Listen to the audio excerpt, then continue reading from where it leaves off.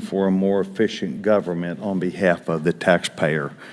Without objection, the chair may declare a recess at any time. I recognize myself for the purpose of making an opening statement. I would like to welcome each of you to the first hearing of the newly configured Government Operations and Federal Workforce Subcommittee. I would like to offer a welcome to the ranking member of the committee, my friend Mr. Mfume. Mr. Mfume, I look forward to working with you, and as we have agreed, even though this is all brand new, we're going to work together, but you should expect me to approach you about the items that I think are important, and I want to hear from you about those items which you believe we should, with joint agreement, undertake together. Today, we will continue the work of this committee that began last month to examine what is called waste, fraud, and abuse in the COVID relief programs. Already, the committee's work has made an impact in the form of the Biden administration's long overdue anti-fraud plan, which was formally released in the wake of the full committee hearing last month. We have yet to see the details of the plan, but this administration has made certain that they will brief us on this issue because it's important to them, it's important to us, and it's important to the American people. So here we are, trying to work together, calling for bipartisan legislation, but we must do this, and it really sits right now on the feet of the administration to make sure we all work together. We're not going to blame anyone. We want to run to fix, not fight. But hearing the experts last month, this committee heard that federal and state agencies were not prepared for this massive undertaking, which included a lot of money, of funds, and created an unprecedented demand and accelerated timeframes to deal with a pandemic. But the reality is fraud and improper payments in federal programs have been growing, and these are not new problems. They are problems that must be addressed, and I have a sneaking suspicion we're going to find out we may be in the same circumstance again. So it's up to all of us to work together to find better answers.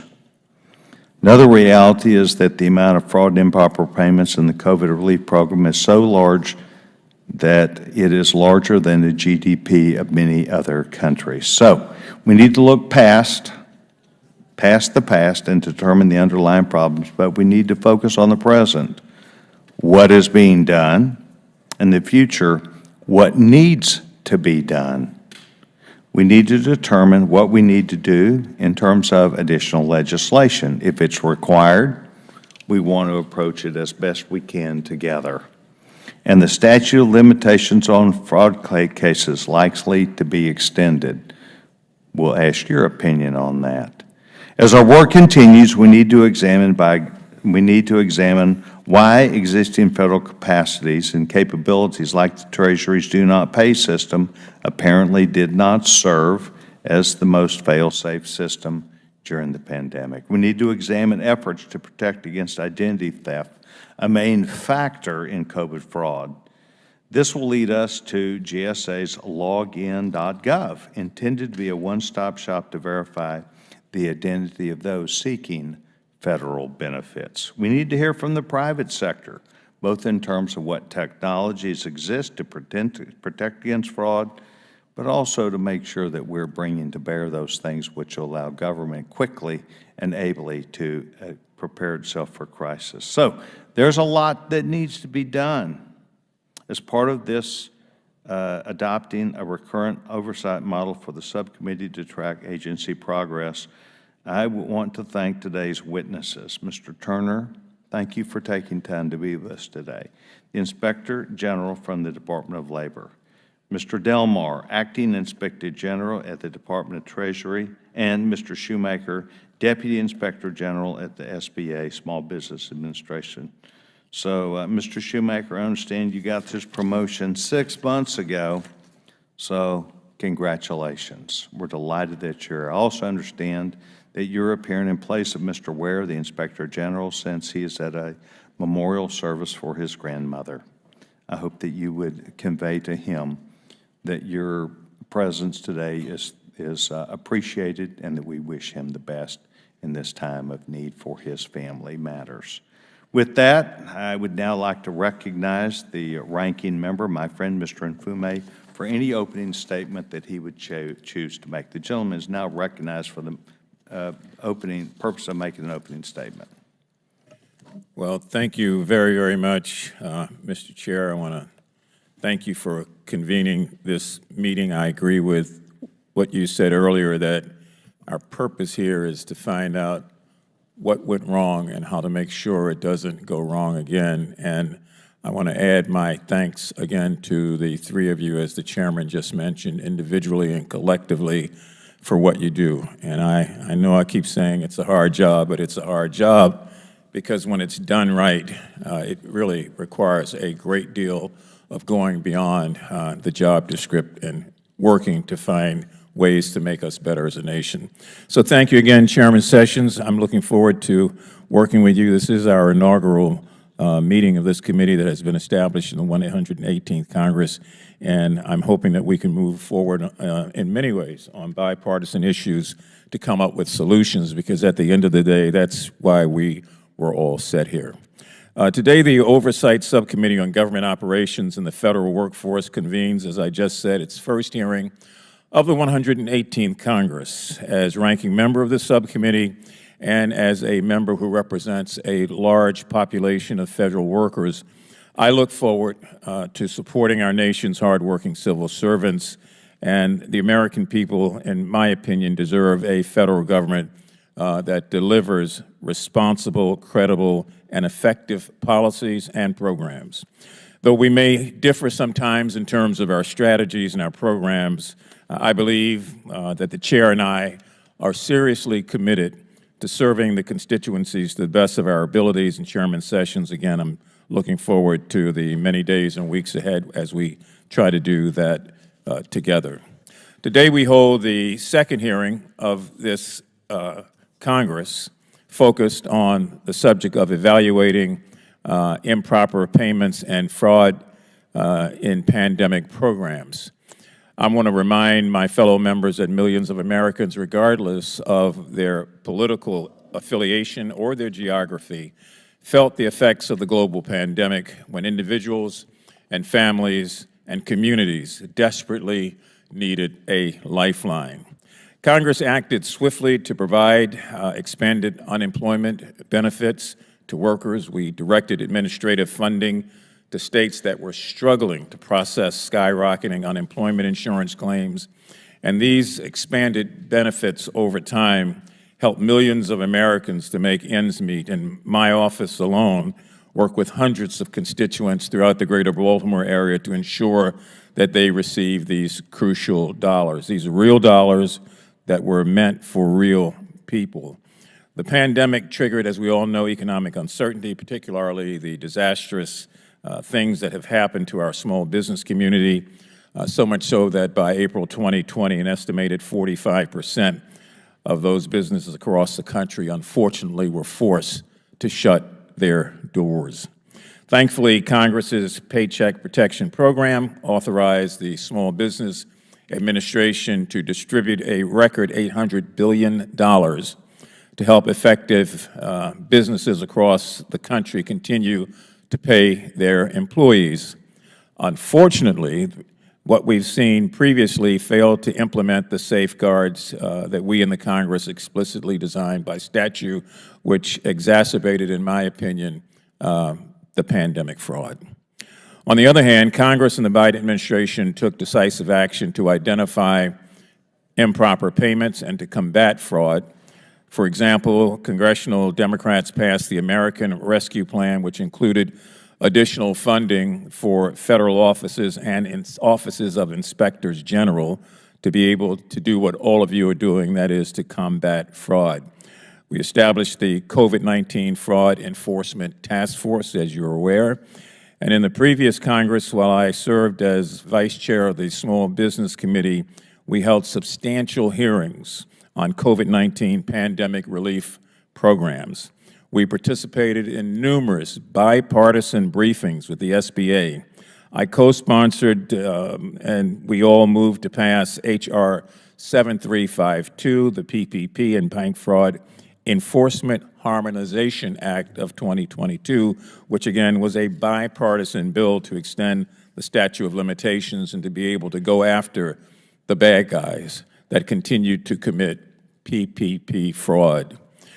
These are real solutions that help the agencies to crack down on fraud and to make sure that our federal dollars were being used and being sent to where they were intended to go.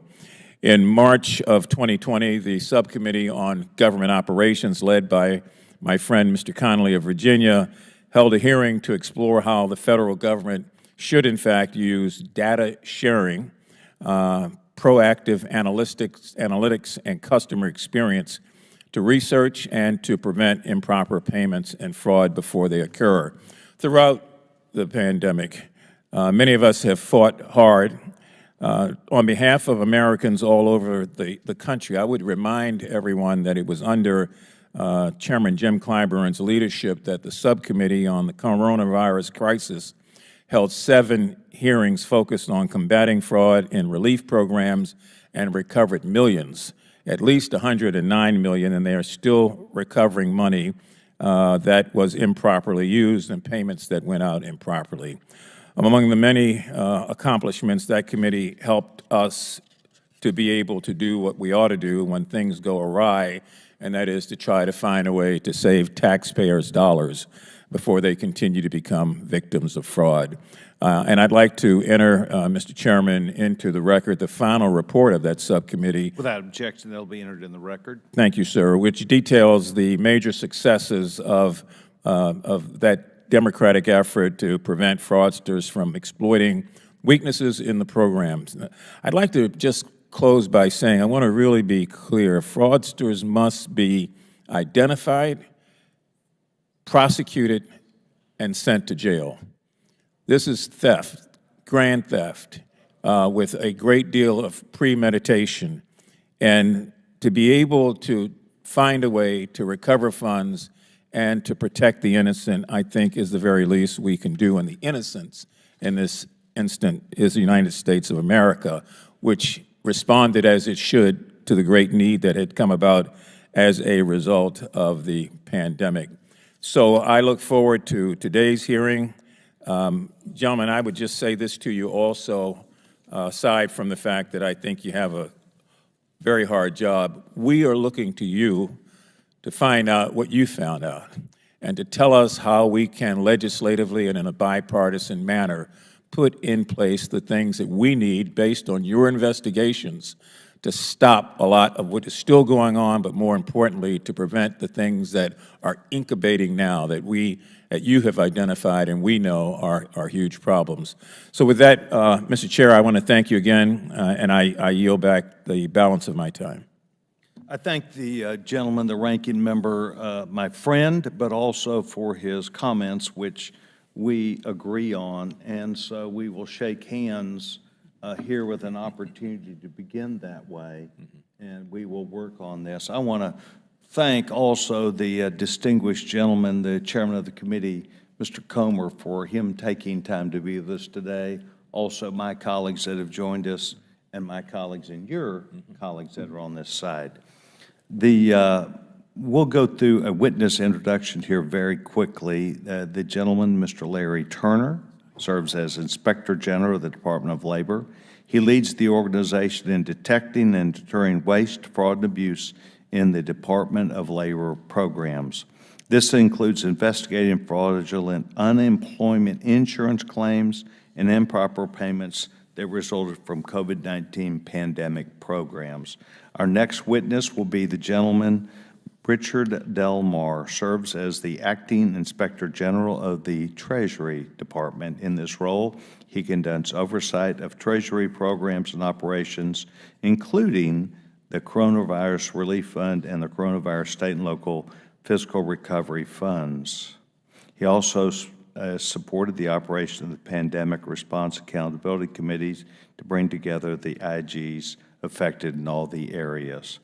Lastly, Sheldon Shoemaker is the Deputy Inspector General at the U.S.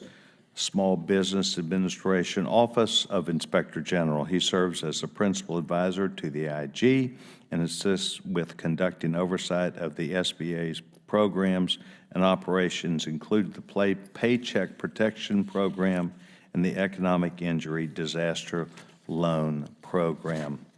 Gentlemen, I would ask, pursuant to Committee's Rule 9G, the witnesses would please stand and raise their right hands to be sworn. And the gentleman will affirm at the end if you would choose. Do you solemnly swear or affirm that the testimony that you're about to give is the truth, the whole truth, and nothing but the truth, so help you God? Let the record reflect that all three witnesses, thank you very much, answer the question in the affirmative. And thank you very much. We are now going to begin those opening statements. Mr. Turner, you will be first. Mr. Delmar, you will be second. Mr. Shoemaker, you will be third. The gentleman, Mr. Turner, is recognized. Good afternoon, Chairman Sessions, Ranking Member Mfume, and distinguished members of the committee. Thank you for the opportunity to testify today. Although the OIG oversees all DOL programs, my testimony focuses on our oversight of the unemployment insurance program. The views expressed here are based on the independent work of the OIG and are not intended to reflect DOL's positions. Mr. Chairman, the OIG remains committed to assisting DOL and Congress in improving the efficiency and integrity of the UI program. Strengthening the program to prevent and detect fraud is key to ensuring that unemployed workers quickly receive needed benefits while safeguarding taxpayer dollars. For many years, the OIG has highlighted significant concerns with DOL and states' ability to deploy UI benefits expeditiously and efficiently while ensuring integrity and adequate oversight. The pandemic compounded these challenges, creating a perfect storm.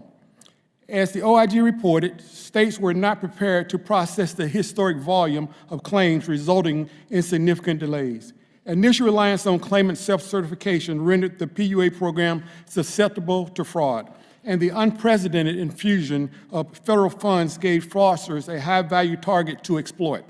That, combined with ease of identity theft and system weaknesses previously identified by the OIG, allowed criminals to defraud the program. DOL recently reported an annual improper payment rate estimate of 21.52% for FY22. When applied to the approximate $888 billion in UI benefits paid during the pandemic, at least $191 billion could have been paid improperly, with a significant portion attributable to fraud. Following the passage of the CARES Act, fraud against the UI program exploded. Since April 1, 2010, the OIG opened more than 198,000 UI investigative matters. This represents 1,000 times increase in the volume of our UI work. The OIG took immediate action to respond to this crisis. After the passage of the CARES Act, we issued an advisory report identifying initial areas of concern for DOL and the states. Since then, we released several additional reports. We also hired additional investigators, strengthened our data analytics program, and worked with DOJ to create a national UI fraud task force. We leveraged SIGI and PRAC resources, implemented outreach and education with the states, and collaborated with PRAC, DOJ, and the Secret Service to recover fraudulent funds. We also engaged with international law enforcement partners to pursue transnational organized criminal groups. The OIG efforts resulted in more than 700 search warrants executed and 1,200 individuals charged with UI fraud. These charges resulted in more than 500 convictions, 1,100 months of incarceration, 11,000 months of incarceration, and $905 million of investigative results. We also identified $45.6 billion in potentially fraudulent UI benefits paid to 4 high-risk areas. In response to our recommendations, DOL instituted efforts to improve the UI program. However, several OIG recommendations remain unimplemented regarding OIG's access to UI data, state staffing and IT modernization, guidance and assistance to the states, and controls for improper payments. Mr. Chairman, I want to take a minute to highlight 3 challenges impacting our work. First is data access. For years, the OIG requested access to data to proactively monitor the UI program. Given the magnitude of the issues at the start of the pandemic, we took the unprecedented step of issuing IG subpoenas to all state workforce agencies. The data allowed us to identify billions in potential fraud. However, the subpoena process took months and delayed our ability to detect fraud. Second, the statute of limitations associated with pandemic UI fraud will start to expire in early 2025. UI crimes often include complex schemes and require significant resources and time to investigate. Last year, we recommended that Congress extend the statute of limitations. Third, our work is being impacted by resource limitations. The OIG received $38.5 million to oversee close to $1 trillion in expanded programs. Unfortunately, it will be fully expended by April 2024. Combined with a lower than expected FY23 appropriation, our funding is insufficient to maintain the level of oversight we deployed during the pandemic. However, the President's recent proposal to provide OIG with $100 million would allow us to continue fighting pandemic-related fraud beyond 24. Mr. Chairman, thank you for the opportunity to testify about our work overseeing the UI program. I want to thank the dedicated OIG employees who continue to work tirelessly in support of our oversight mission. I look forward to answering any questions that you or any members of the committee may have. Thank you. Mr. Turner, thank you very much. We're going to take you up on the activities that you talked about, and that will be done together. Mr. Delmar, you're recognized. Thank you, Mr. Chairman, Ranking Member Mfume, and members of the subcommittee. I'm Rich Delmar, the Acting Inspector General of the Treasury Department. Thanks for inviting me to discuss our office's oversight work to address wasteful spending in pandemic recovery programs. Among the three acts that we're talking about here, Treasury's responsibilities and workloads have expanded greatly since 2020. The department, other than the IRS, is tasked with programming for over $655 billion in aid to more than 35,000 recipients, including state, local, territorial, and tribal government entities, all in a relatively short period of time. My office is responsible for oversight of 12 programs, and I will talk today about 4 of them where our oversight has found improper payments, fraud, question costs, and internal control problems. They are the Air Carrier Payroll Support Program, the original Coronavirus Relief Fund, the Emergency Rental Assistance Program, and the State and Local Fiscal Recovery Fund. The Air Carrier Payroll Support Program requires Treasury to provide financial assistance to passenger and cargo air carriers and related contractors for the continuation of payments of employees' wages, salaries, and benefits. Among the 3 acts, a total of $63 billion has been and will be made available to these recipients. We are mandated to audit the certified financial reports that a subset of this eligible universe provides to Treasury, and that determines the funding amounts that they receive. In our work, we found that unclear guidance and rules resulted in systemic calculation and reporting mistakes. We worked with Treasury to correct this, and the applicants resubmitted their reports. But it allowed self-certification with no independent Treasury review of the financial information. This is not fully effective, and we're working with the department to get a statistically reliable estimate of improper payments. Moving on, the Coronavirus Relief Fund appropriated $150 billion for making payments to states, territories, tribal governments, and qualifying units of local government for costs incurred between March 2020 and December of 2021, or December of 22 for tribal entities. Through our reviews of the quarterly awardee reporting, through audits and desk reviews, we've identified question costs of $2.6 billion thus far for unsupported and unallowable charges to the CRF. We've identified internal control deficiencies such as lack of supporting documentation, unallowable costs, and payroll expenses not supported. And we expect that these types of findings will likely occur in other Treasury programs if not corrected.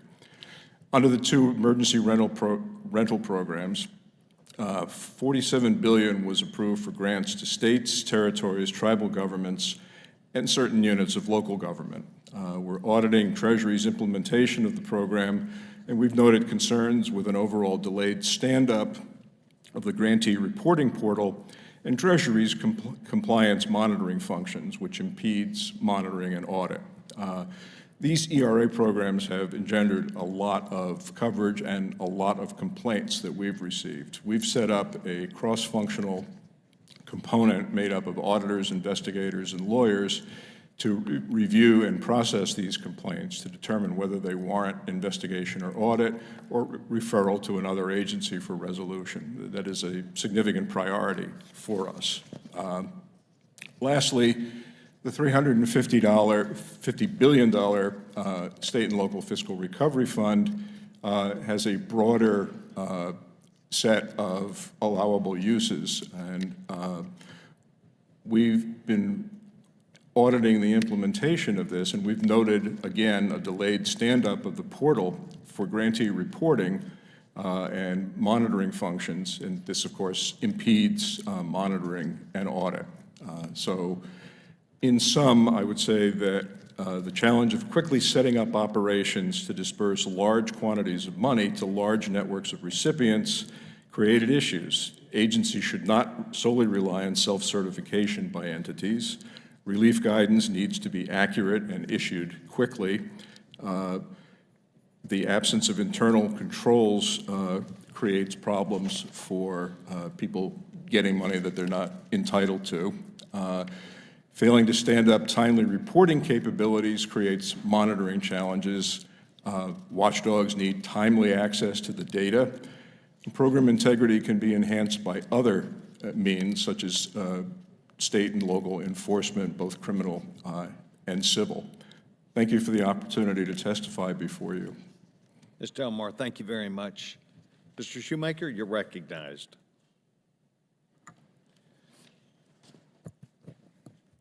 Chairman Sessions, Ranking Member Mpume, and distinguished members of subcommittee. On behalf of Inspector General Ware, who is unable to be here this afternoon due to a death in his family, thank you for the opportunity to appear before you today. I'm honored to represent the dedicated men and women of SBA OIG and their work to combat fraud and improper payments in SBA's pandemic response programs. Our office proactively raised awareness of the risk associated with loan programs intended to mitigate economic damage and disasters. Prior to the kickoff of SBA's pandemic response programs, we issued 3 white papers to offer insights learned from our decades of oversight, including oversight of SBA's role in the nation's response to the Great Recession of 2008, and natural disasters such as major hurricanes. Our insight offered key internal controls for policymakers to consider in mitigating the risk of fraud and improper payments. Put another way, to avoid a pay-and-chase model. Though SBA's programs are credited for bolstering the nation's small businesses during the pandemic, our oversight has found the internal control environment did not prevent or deter fraud, and in many instances did not provide assurance that eligible recipients received funds. SBA's first round of PPP loans resulted in 14 years' worth of lending in 14 days, and its EIDL program included a bridge grant up to $10,000 to expedite funds to assist the nation's small businesses and instill confidence in the nation's economy. As the program swelled to more than $1 trillion, so did the risk to taxpayers. Our oversight efforts identified systemic weaknesses that existed prior to the pandemic were further strained by the effort. For example, SBA's disaster response programs are consistently at risk for improper payments. This is due in large part to the speed at which the disaster loans are delivered relative to the calibration of the internal control balance. We can see the parallels in SBA's response programs. While fraudulent payments are considered improper, not all improper payments are the result of fraud. However, the fraud committed in SBA's programs has been characterized as the biggest fraud in a generation. We have unleashed the power of data analytics in our oversight, fueled by the expertise and experience of our criminal investigators, auditors, and analysts. We intend to publish an estimate of the fraud existing within PPP and EIDL programs in mid to late spring. Our office has designated SBA's pandemic response program as the most significant top management and performance challenge facing the agency. Our oversight reviews and resources are directed toward this challenge, along with other top management challenges. To date, we have issued 29 pandemic-related reports with dozens of recommendations for corrective action to the agency. In one report, we questioned the expenditure of $4.5 billion in EIDL Advance program. The criteria in place allowed for $1,000 in grant money for each employee, up to 10 employees. We found $4.5 billion in payments to sole proprietors that exceeded the allowable $1,000 per employee. A simple system control that disallowed payments over $1,000 for each employee or validation with tax identification records could have prevented these improper payments. We also found in both PPP and EIDL, the Department of Treasury's Do Not Pay list was not included within the initial internal control environment, resulting in billions of dollars of likely improper payments. The EIDL program also was rife with suspected identity theft, with SBA having received over 1.6 million complaints associated with EIDL applications. When identity assurance is not provided to the internal control environment, we can anticipate improper payments and fraud. With our law enforcement partners, we have taken the fraud fight directly to the doorsteps of the wrongdoers. Our investigative work has resulted in 793 indictments, 635 arrests, 446 convictions, and that is as of January 2023. Also, over $8 billion in EIDL funds have been returned to SBA by financial institutions and another $20 billion by borrowers.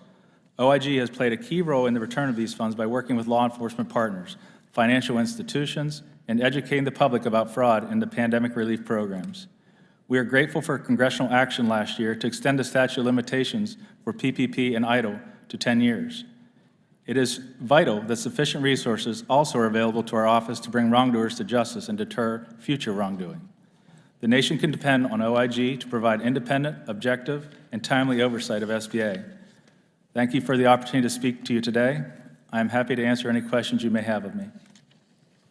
Gentlemen, thank you very much. The opportunity for you to be here highlights your viewpoints in working within your agencies. Mr. Turner and Mr. Shoemaker, what happened to the money that was recovered? Well, it was an easy target for fraudsters, partly because of self-certification, I believe. And with the IG not able to go and get direct access to the data that we needed, we couldn't determine it earlier. But we were one of the first groups to identify that self-certification was a problem, and we brought that to the attention of the department. And so that, I believe, the first 9 months with self-certification went unchecked, and that had a lot to do with a lot of the fraud. Okay. Mr. Shoemaker, you referred to money that was, as a result of the investigation, found and brought back. What happened to that money? Yeah, as I indicated, there was $20 billion returned from borrowers and $8 billion by financial institutions. There's also money that's recovered through our investigations. So this money is coming back to SBA in multiple different vectors, and the timeliness of it actually landing in the Treasury is an issue. We actually have an ongoing review to trace that money, the audit to ensure exactly where that money is coming back into the SBA program so that it can be made available potentially for other uses, or at a minimum be available within the Treasury.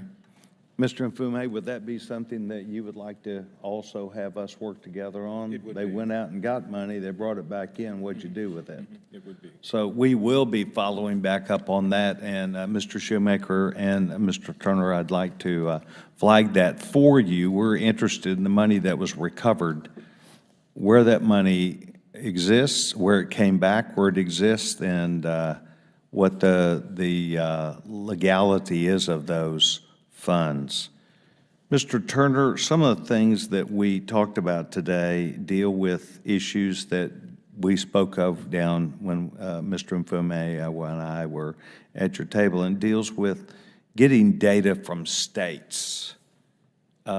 Is this idea that you have that we're concurring on something you'd like for us to work together, or is it something that you would go do theoretically by yourself? Well, I think it would help. It would help to get help from you, because our interpretation of the CARES Act allowed us to have authority to get that data. Also, the IG Act gives us the authority. However, the department interpreted that they didn't have the authority to provide that directly to us. That's great, Mr. Shoemaker. On unemployment insurance? On the opportunity to work, whether you need our assistance to work with you on these problems in dealing with the states? SBA's programs are not state programs. The pandemic response programs, the PP program, we have, SBA has lending partners, which is across the nation, but SBA's programs are not directed to the states. Right, right. Well, but these issues where the problem is also in banks that represent those people, so we'll have to work on that. Thank you very much, gentlemen. Mr. Mfume? Thank you, Mr. Chair. Well, gentlemen, one thing we're sure of, and that is that the road to hell is still paved with good intentions. We were in an absolute national emergency. Members of this body on both sides of the aisle and in the other body all were searching for answers. We had to come up with a way to appropriate funds to get them out. And as I listen to your testimony now regarding what you have found, the best intentions there have often gone astray. And that's why I keep getting back to what you found, what you think we ought to do with it, and how that we never, ever make these kind of mistakes again. Mr. Shoemaker, I want to talk a bit about the emergency rental assistance. That particularly got my attention because of this whole issue of self-certification, which I think everybody should have realized that a bell was going off. And I don't know if that was the case at SBA or anywhere else, but when you allow self-certification, you allow a lot of hanky-panky to take place. And there are a lot of people, unscrupulous people, who took advantage of this, which is why I keep saying over and over again, I'm glad you're prosecuting them, I'm glad they're going to jail, and I'm glad that for the people who pay their tax dollars, in this instance at least, there's some hope that some of the money will be recovered. Now, and I'm thinking particularly about senior citizens who really needed rental assistance, people with disabilities, our nation's veterans, middle-class people who were unemployed, and poor people, all of which needed this emergency rental assistance. And your findings are astounding, and I'm just hoping that moving forward, the lessons learned here are lessons learned forever. Now, we extended the statute of limitations, as you mentioned. Do you think, or any of you, think there needs to be another extension beyond the 10-year window that we're in right now? I believe there should be an extension beyond the 10 years. Just the cases that we have alone that are open, 168,000, we figured that it would take 11 years to go through those cases, and we're getting 100 to 300 complaints weekly. Okay. While I have you, Mr. Turner, you talked also about the impediment that you face in terms of data access. Can you expand on that for just a moment? Yes, I can. At the beginning of the pandemic, we had to issue IG subpoenas because we went to the department and were not able to get them to agree, as we felt, that they should be able to provide us direct access. And I think going forward, if Congress could somehow be more explicit in terms of what can and cannot be done, would probably be helpful. But anyway, I had to issue IG subpoenas, and that took months to get the data that we could have got the department to give out guidance directly. And that also caused us some delay because we had to get it in a certain format in addition to that. So, but we didn't stop there with notifying the department. We also gave advisory reports and alert memos and met with members of Congress to alert them to the problem. It was only because of what we put forth that was eventually changed 9 months later. But at that point, about $80 billion had gone through the PUA program.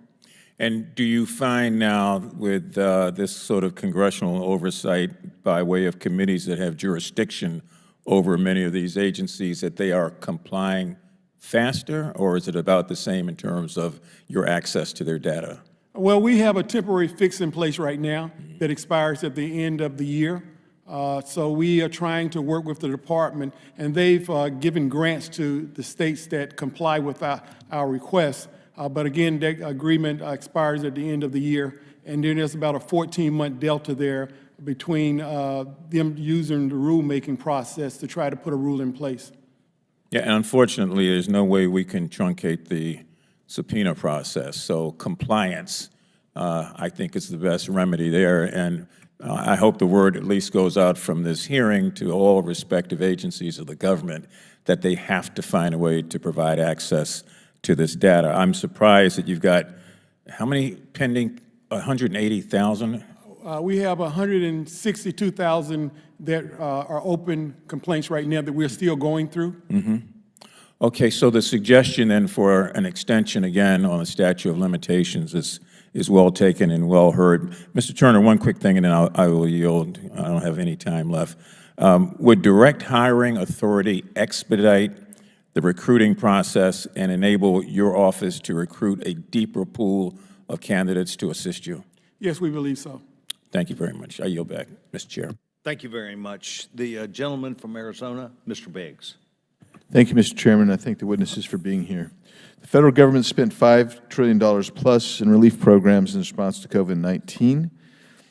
And estimates vary widely, but testimony from experts before this committee last year suggested that waste, fraud, and abuse in the COVID-19 unemployment program alone exceeded $400 billion, at least half of which went to organized foreign crime syndicates.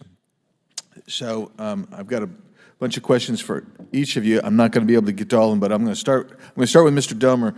I'll try to get back to you, Mr. Turner, so you're off the hook for the beginning. But Mr. Delmer, the Treasury Department is responsible for managing coronavirus relief funds, state and local fiscal recovery funds, as well as several other funds. Can you provide the committee with the total amount of funding that remains unspent across accounts at Treasury? Yes, I can. We can actually give you a specific written summary. When might we expect that? I can get that to you next week, sir. That would be beautiful. Thank you, Mr. Delmar. And that would include on what state agencies as well? Would that include what amount of money remains unspent in state agencies? Do you have that information? I don't know. I will find out, and I will get back to you. Okay.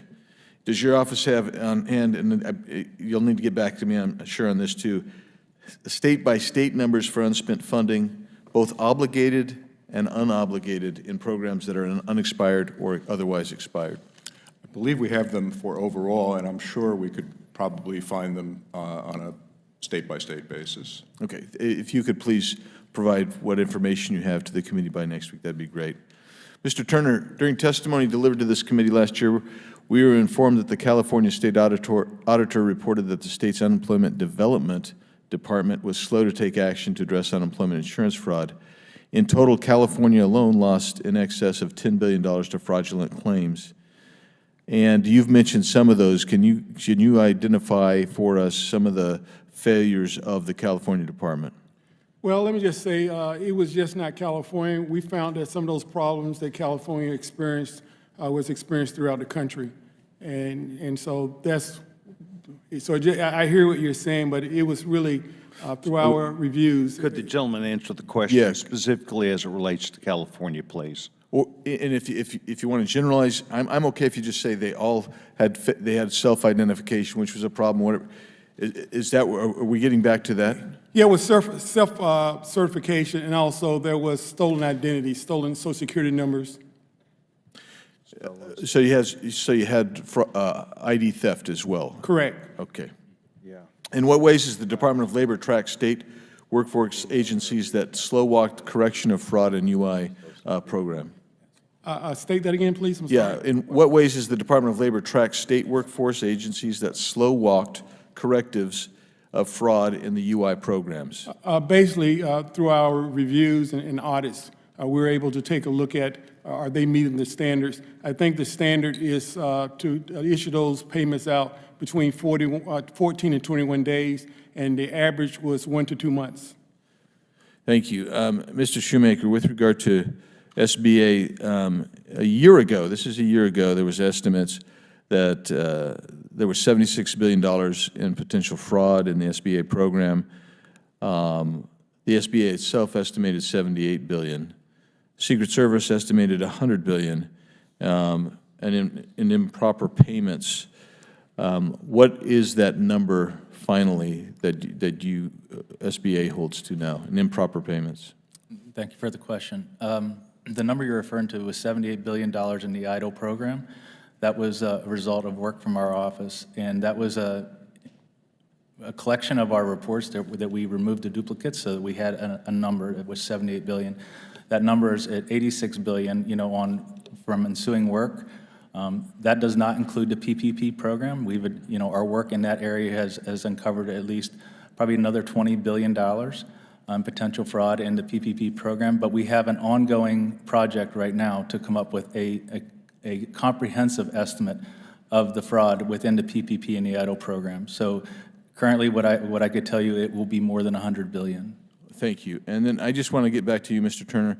I want to make sure I understand what the estimate of the fraud that your agency has uncovered, the IG's office has uncovered in the unemployment arena. We're looking at $76 billion, and that's based on the fraud rate that the department produced at 8.5 of $888 billion. So 76 billion is what we believe that's on the low end for the fact that PUA was not included in that number. The department will have the PUA number issued sometime this year is what they've told us.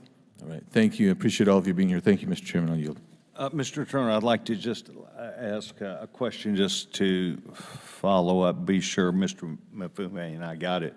Social Security numbers were duplicate to where they went to two people, or it went to a different person that may not have qualified? It went to kind of both. We had Social Security numbers that were stolen off the dark web, and in some cases, we had one person file for claims in 42 different states. Yeah. Thank you, Mr. Turner. The gentlewoman from the District of Columbia, Ms. Norton. Thank you, Mr. Chairman, and I appreciate this hearing. The Pandemic Response Accountability Committee, Mr. Shoemaker, provides independent oversight of approximately $5 trillion in pandemic relief spending and helps facilitate oversight by federal inspectors general. Congressional Democrats enacted the American Rescue Plan, which provided an additional $40 million to the Pandemic Rescue Accountability Committee to further strengthen their oversight. In 2021, the Pandemic Response Accountability Committee created the so-called Pandemic Analytical Center of Excellence. We call that PACE, a leading-edge analytic platform that inspectors general can leverage to root out and prevent fraud. So, Mr. Shoemaker, my question to you is, how has your office leveraged the enhanced data analytics capabilities that the PACE offers to optimize the effects of your limited resources? Thank you for the question. Our office, in the early days of the pandemic, received over 100,000 hotline complaints. That was within the first year. We typically receive less than 1,000. So that number has since increased to over 230,000. So we engaged the PRAC, the PACE, to help us triage those hotline complaints. That was at the initial stage. We have since developed an in-house data analytics capability where we have further refined that process to use topic modeling and artificial intelligence to distill that 230,000 leads into 81,000 actionable leads, which equates to about 100 years' worth of investigative work for our office. The PACE also has what we would consider kind of a groundbreaking effort of sort of a shared service where they put in place a blanket purchase agreement for data scientists, data visualization, and data structuring. We have taken advantage of that contracting vehicle. So the limited number of data scientists we have within our office, we also have contracted data scientists to help us do our work, and that is, so we're using the data scientists basically force multiply our criminal investigators. So we work harder and smarter with it with these tools. All right, so as I understand it, enhanced data analytics do save you valuable time and resources by enabling your office to determine which complaints to pursue. That's correct? That is correct. And at SBOIG, we have basically integrated data analytics into heart of our oversight. Mr. Shoemaker, how could codifying the capabilities of the PACE ensure that you and other inspectors general can more effectively and efficiently conduct oversight? Like I said, at the early stages, they were a resource that we were able to leverage. So the fact that that you'd want that resource to be available during the next disaster for the Inspector General community, I think that that is a worthwhile investment. Thank you. Mr. Delmar, do you agree that access to a permanent and effective data to analytics capability would help you do your job? Yes, ma'am. Like Mr. Shoemaker, we have set up a in-house data analytics function. We've hired several data professionals, and we've found that it's an excellent tool to just basically get our arms around the incredible volume of information that we're getting from all the reporting from all the thousands of recipients. And it gives us an opportunity to make sense of the raw numbers and detect trends, detect where problems are.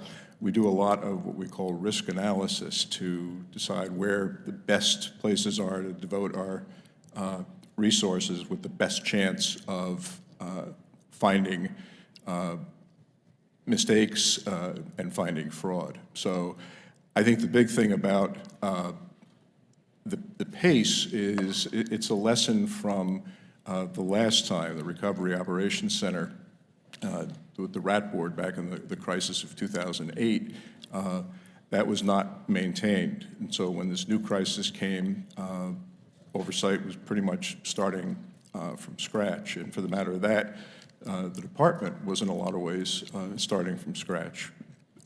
Having an in-house capability and save knowledge will make it quicker and more efficient to be able to respond to the next crisis. Thank you. Thanks very much, Mr. Chairman. Thank you very much. The gentleman from North Carolina, Mr. Edwards. Thank you, Mr. Chairman. To all of you, thank you for being here. We appreciate you taking time. My questions are for Mr. Turner.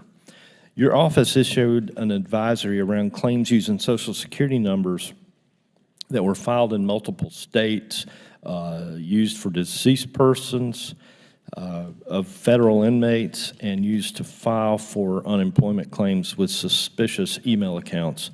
What mechanisms exist for states to know when Social Security numbers are used in multiple states? Well, I think going through NASWA, the Integrity Data Hub is a tool that they can use to compare and cross-reference Social Security numbers. And you say they can use, yet this happened, so were they not using it? Well, it's not mandatory. It's not required for them to belong to that or participate in the EDH. So it is optional, and not all states participate. Maybe we can change that. In December, you issued the department a qualified opinion on its financial statements, in part because it could not support $7.9 billion in unprocessed claims. How are there still unprocessed claims? We would like to know the same. Part of it has been because some of the appeals that some of the states have made or some of the claimants have made has not really been processed, and some states have not even reported the status, and there is what really caused that. And so the 7.9 that the department mentioned was really kind of a guess, and we needed more accountability, more proof, and that was the work that needed to be done by the department. Thank you for that. What are the key metrics that this subcommittee should track to determine if progress is being made to prepare for the next crisis and to protect against fraud and improper payments, generally in unemployment programs? Well, I think there are several. One, I would say, would be the improper payment rate. The other one would be the fraud rate. And then I think also if the department could keep track of whether we get permanent access to the data that we're requesting would be another thing they could look at, and as well as the PUA rate, which is supposed to be released at the end of the year. Those would be the 4 things that I would say. Right. And your office has referred over 23,000 fraud matters, I understand, that don't meet federal prosecution guidelines back to the states for further action. Are you tracking somehow what the states do with those cases? Yes, we do. When we refer those cases, we do track those, and we also plan on doing audit work to see exactly what they did with those cases. Last question from me. I was overseeing, I served on the Oversight Board, Oversight Committee in North Carolina for our unemployment program, and I know that during the pandemic, we were issued a couple of sequestration orders from the federal government to return several $100,000, maybe even a few $1 million of unemployment money that we had received. Would you know what the total amount of unemployment money is that was sequestered from around the country? I'm not sure what that would be because unemployment insurance is an entitlement, so I don't know why that would have been sequestered. All right. Thank you. Mr. Chairman, I'd like to yield the rest of my time to Representative Biggs. Mr. Biggs, I'm sorry, would the gentleman state that again, who he'd like to give the? I was going to yield the balance of my time to Representative Biggs, but I'm told that he's... You can't see him, he's not here. Okay. The gentleman yield back his time? Yes, sir. The gentleman yields back his time. Thank you very much. The distinguished gentleman from Florida, Mr. Frost. Thank you, Mr. Chairman, and appreciate y'all being here today. Unemployment insurance programs are essential to emergency lifelines. Obviously, when the pandemic hit and millions of Americans could not work, Congress passed expanded unemployment benefits to keep people fed, keep people housed. Government did its job. But it quickly became obvious that without functional state infrastructure, which we've spoken about a little bit to distribute it, that aid can and a lot of times can get wasted. That's where a lot of waste, fraud, and abuse really stems from. And we have to talk about these antiquated state unemployment insurance systems wasting the time and abusing people who are facing hard times. I want to return quickly to a question that my colleague from Arizona had brought up. He seemed pretty specifically concerned with the state of California's unemployment system. Mr. Shoemaker, you indicated that identity theft was one of those issues. Would you say this issue was unique to California, or did many states experience this problem with identity theft verification? I believe Mr. Turner was speaking about unemployment insurance relative to California.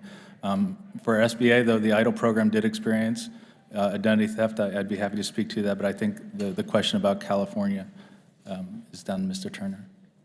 Yeah, Mr. Turner. Yes, I think in the early days, the first maybe 5 or 6 months, California had a high rate because there was not really good scrutinization when it came to Social Security numbers. Yeah, but was this a problem that was unique to California? No, or that was a states? problem that occurred throughout the country. Okay, so it was a problem that occurred throughout the country. Yeah, you know, in my state, there are reports that have come out that show that our Governor DeSantis knew about, my bad, the seat was falling on me. In my state, Governor DeSantis knew before the pandemic that Florida's unemployment system had major problems, glitches, and different messages. There was no really serious attempts to help remedy those problems. At the height of the pandemic, my state of Florida actually had the worst unemployment system, slowest unemployment system in the country in terms of processing claims. And at one point, the system crashed. People had to move to using paper forms. State representatives, mine, Anna Scamani, had to really step up to really really help people through the process. And we're still hearing from constituents that are having problems with the website right now. This means in days of hunger, people not knowing if they have enough money to buy groceries and et cetera, it helps increase that anxiety and desperation. Mr. Turner, are certain states still challenged to pay unemployment insurance claims in a timely manner? Certain states are still challenged, and part of it has been because of the lack of IT modernization that we've pointed out on a lot of our reviews, and the antiquated systems that they had at the beginning of the pandemic, which still have not been completely addressed yet. What's being done to modernize these states' IT systems so that way unemployed workers don't suffer, lengthy delays to receive their benefits? Well, I think it's going to require more oversight on the department's part to make sure that the funds that are being given are being utilized. During the Recovery Act of 2010, there was $7 billion that was set aside for IT modernization, and I think about $2 billion of that actually went to benefits payments. And so, and another $1.3 billion did not get used in the time that it was required. Gotcha. Now to turn to the solutions, Congress enacted the American Rescue Plan, $3.1 billion to modernize and strengthen federal unemployment insurance systems. Mr. Turner, if a state unemployment insurance system is modernized, do you think that directly translates to more efficient and effective user experience? Without a doubt. Yeah. And would you agree that that means there's less waste, there's less fraud, there's less abuse when we're able to put more money into those IT systems? Yes, I would agree with that. Okay, thank you. Pray to my home state of Florida would take advantage of the opportunity to modernize the IT system so constituents are better served. Thank you all for your time, and I yield back. And the distinguished gentleman from Florida, Mr. Donalds, is recognized. Thank you so much, Mr. Chairman. Mr. Turner, actually, to pick back up, you mentioned just in the previous line of questioning that about $2 billion of the $7 billion that was in the Recovery Act was actually used for benefit payments, not modernization. Is that That's correct? correct, and they were allowed to do that within the rules of dispense of those funds. So it was allowed, but that's what happened to it, $2 million, yes. Do you know what the allocation was of the $2 billion that was used across the various states? Was it like proportionally used? I can't answer that, I'm not sure. Okay, all right. I just wanted to get clarification on that because, look, a decade ago, which is typical of Washington, we said you could spend X amount of money on this, and then in rulemaking, it gets changed to be used for Y. Maybe sometimes we might wonder why some of these things don't get solved. I would actually argue for our colleagues as we appropriate dollars into the future, if we say it should be appropriated for X purpose, it should not be allowed to be used for Y purpose. I would agree with that recommendation. Is that That's fair? what I would suggest, yes. Actually, to the other IGs, is that a fair recommendation for members of Congress to not be loose with appropriating standards? I would say, sir, that, the more clear the legislation is, the more clear Congress's intent is on what is to be benefited and what isn't, the more efficient the rulemaking and the guidance will be, and the more efficient the actual administration of the program will be. All right. No, and look, Mr. Shoemaker, you can comment as well if you would like to. I would just align myself with the comments. Well, I appreciate that because, as somebody who's, been a legislator now in 2 different legislative bodies, clear direction from the legislature, in this particular instance, Congress, is necessary to help you guys do your jobs and the agencies alike. So maybe that's homework for myself and for my colleagues on both sides of the aisle. Real quick, Mr. Shoemaker, I know you talked a little bit about the Treasury's do not pay list, with respect to the EIDL program. Do you want to expound upon your thoughts about why SBA was not using Treasury's do not pay list? Yes, thanks for the question. These programs were calibrated for speed, and I believe SBA at the time just did not put that control in place. And then even once they did put the control in place, there is a validation that's required whenever you get a positive hit. And, they're not always, a definitive hit. So it does take resources to verify. So I believe that they calibrated the control environment to not include that just for the sake of speed. And of course, we see the results of that because what occurs is you have that lack of assurance that only eligible entities are receiving those funds. Okay. I appreciate that. Real quick, a question for all of you, and Mrs. Delmar, I'm going to start with you. Does Treasury have an accurate accounting of the amount of taxpayer dollars that have been distributed to deceased individuals? I believe overall it does. The problem we have is, the amounts that go out can be quantified. The problem in the reporting is from the recipients, we don't always get all the data that we need, and we don't get it in a timely fashion. And some of the recipients have their own infrastructure problems that we've seen delays and incomplete responses in the purposes to which the funds When you say were put. recipients, and not to cut you off, but when you say recipients, do you mean individuals? Do you mean organizations? Do you mean Organizations. business? Okay. So there are organizations that Treasury sends money to that do not have the necessary, enough computers, enough ability to respond back to the information that Treasury requires for dispensing those funds? We've seen examples of that. And Treasury still dispenses the funds? Well, I don't know off the top of my head, how often and how recently the funds have gone out. We can certainly get you follow-up information on that. Well, members, look, it looks like we got somewhere else that we got to figure something out, because if Treasury is sending money out and there are requirements for information and the recipients aren't getting that back to Treasury, why are we sending them money? It's like a simple thing. If I'm going to give you $10 and I say, hey, but I need this, and you don't do it, you don't get $10 more from me. That's just a personal thing. Real quick, just wrapping up, Mr. Turner, Mr. Shoemaker, I don't know if you can comment. Do your areas, labor or SBA, do they keep track or have an accounting of money going to deceased individuals? We have $267 million. Wait, billion or million? Million. Million? Yes. Ooh, you almost scared me with that one. That's $267 million scares me too, Okay, all right. Yeah, but we identified $45.6 billion. That was part of what we found in our review of those 4 areas, and $267 million of that was for deceased individuals. 45 billion went out, 267. I know I'm slightly over, Mr. Chairman. May I ask your indulgences to clarify this point? Appreciate the gentleman continuing his line of questioning, as any member of this committee would get that to clarify questions. Okay, thank you, Mr. Gentleman Chairman. may continue. I appreciate that. Thank you, Mr. Chairman. To clarify, we have $45 billion through the auspices of the Department of Labor that have gone out, of which $267 million has gone to deceased individuals. Yes. And that's potential fraud, but yes, the number 267 million is correct. All right. Listen, thank you so much, Mr. Turner. Mr. Turner, thank you for the indulgence. Mr. Chairman, I yield back. Mr. Donalds, thank you very much. Gentleman yields back his time. The gentleman from Texas, Mr. Cesar. Thank you, Mr. Chairman. In the 35th District of Texas, we stretch from East Austin down to the west side of San Antonio. The number one industry that employs folks in my district is service and hospitality. My constituents are overwhelmingly cooks, servers, hotel workers, barbacks, the folks that oftentimes lost their jobs during the pandemic.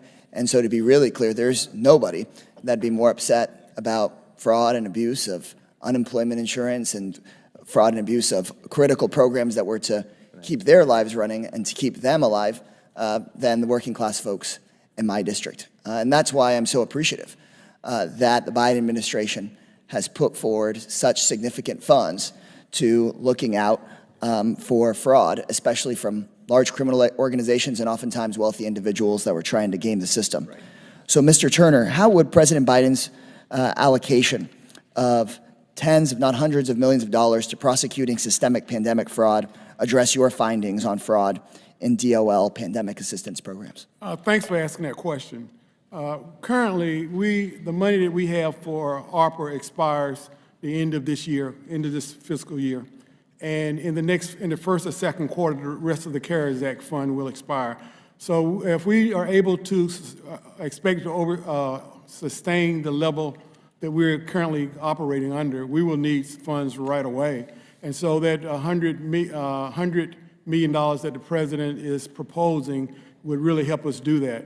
One of the caveats that I would say is that we need it right away, because without that, we're going to lose, through attrition, about 30 employees this year and another 20 next year.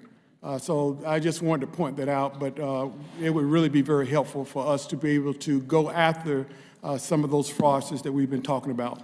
And you expect that the investments we make in pursuing that kind of fraud, we're going to get more than that amount of money back. Well, let me just say, I can't say that.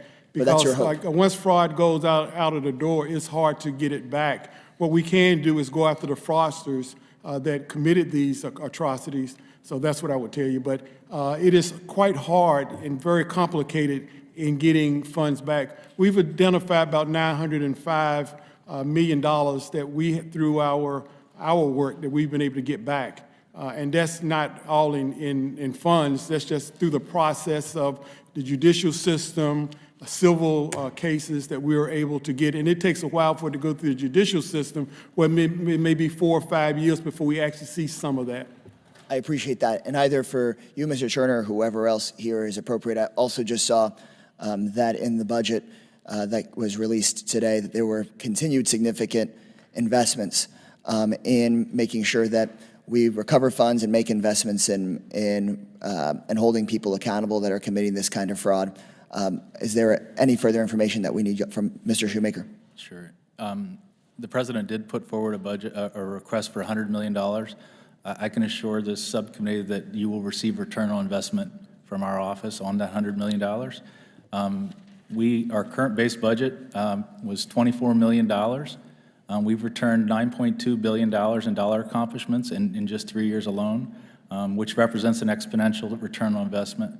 The president put forward a budget for our office in fiscal year '24 of $63 million. Those funds, as Mr. Turner said, are critical to our office. If we do not receive those funds, we will be in the same situation as Mr. Turner, where we will have to, consider the attrition rate next year in fiscal year '24. So it's critical that we have our base budget of fiscal year '24, as well as these supplemental funds that were asked for last Thursday. Thank you, Mr. Shoemaker. This is, I think, you proved to us how that kind of investment can make a really big difference. I think it's a core function of what we should be doing as oversight. Mr. Sessions likely recalls that there once was a legendary chairman of this committee, Jack Brooks from Beaumont, who, whether administrations were Republican or Democratic, made sure that we were going after fraudsters in this way. So I hope that's a portion of the president's budget that we can have some bipartisan support for to continue that kind of work. Thank you. I yield back my time. Gentleman yields back his time. Thank you very much. The distinguished young gentlewoman from Colorado, Ms. Beaufort. Thank you, Mr. Chairman. Almost 3 years of COVID madness, mask mandates, vaccine mandates, a $4.6 trillion spending spree, school, church, statewide shutdowns.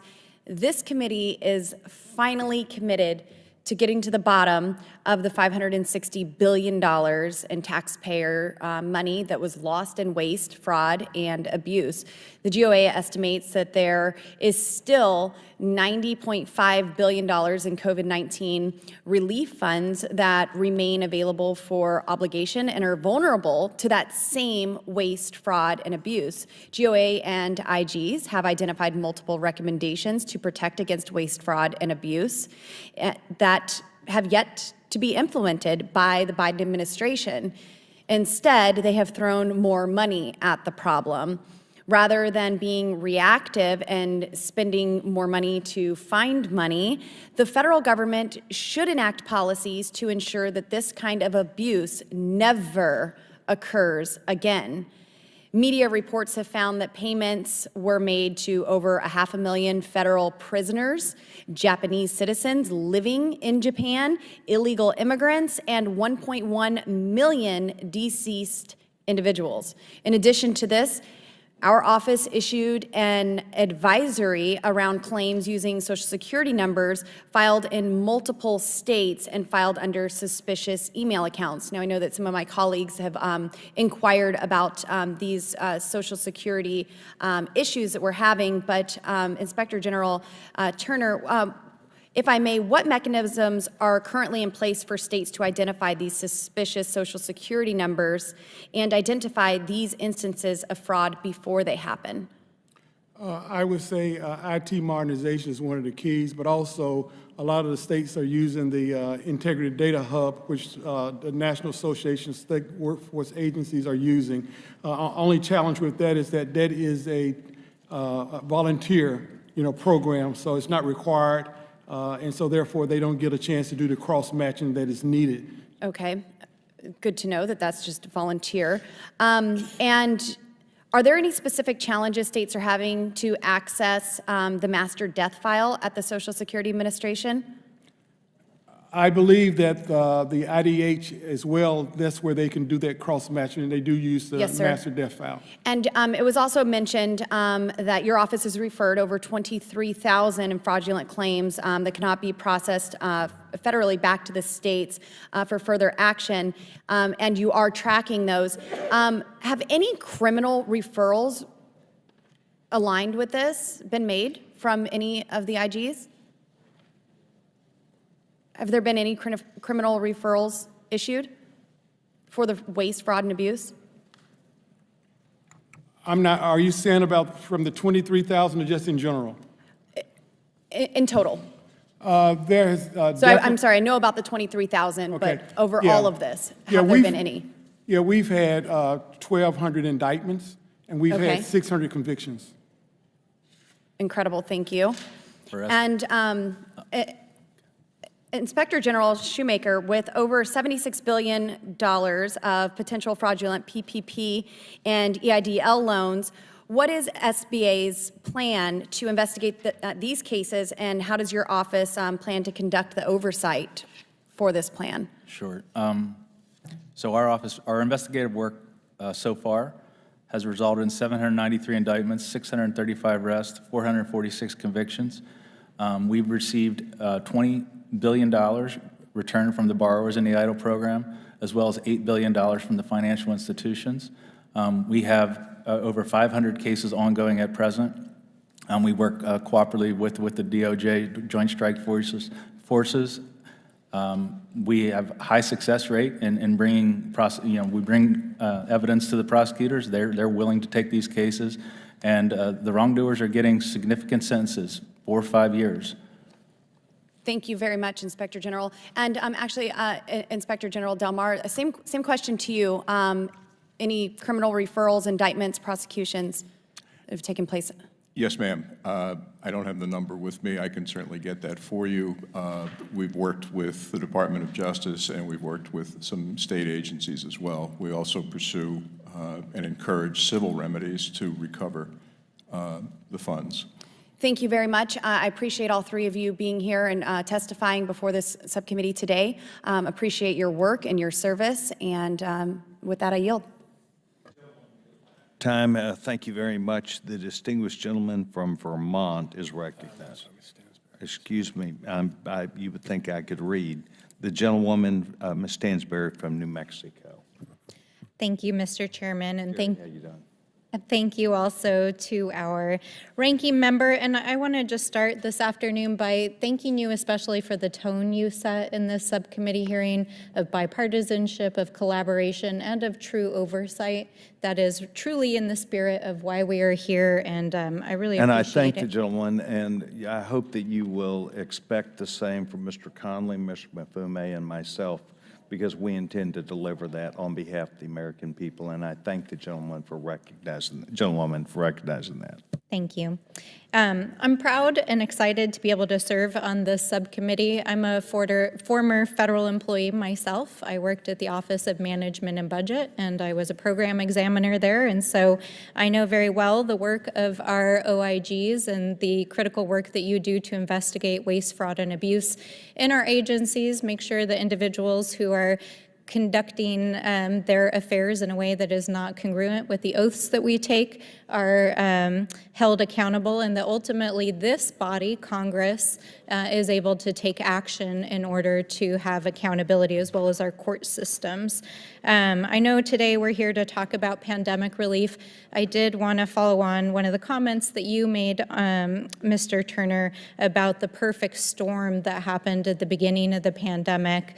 I was serving in the New Mexico State House at the time, and I really appreciate the way you characterized the situation, because I think for folks who weren't sort of in the trenches trying to implement these programs, it's hard for folks to understand. In my district alone, we had thousands and thousands of people who suddenly were home. They had no way to earn income. They had rent or their mortgages coming up. They had no way to get groceries.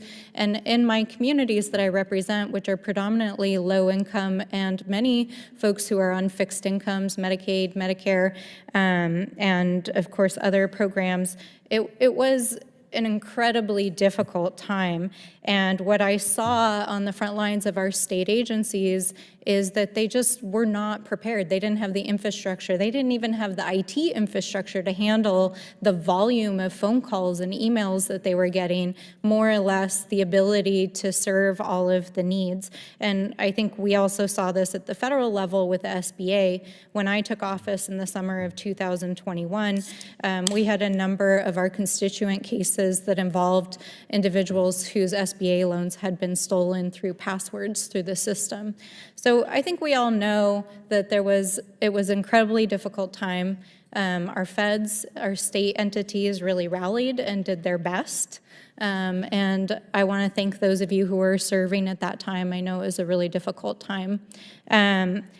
I know that the main focus of this hearing is really on oversight of the pandemic programs themselves, but since we're here and this is our first hearing, I'd love to just do a quick lightning round with my remaining 2 minutes from each of you to just hear from you generally what tools and resources would help you do your jobs better as inspectors generals, and how can Congress actually help?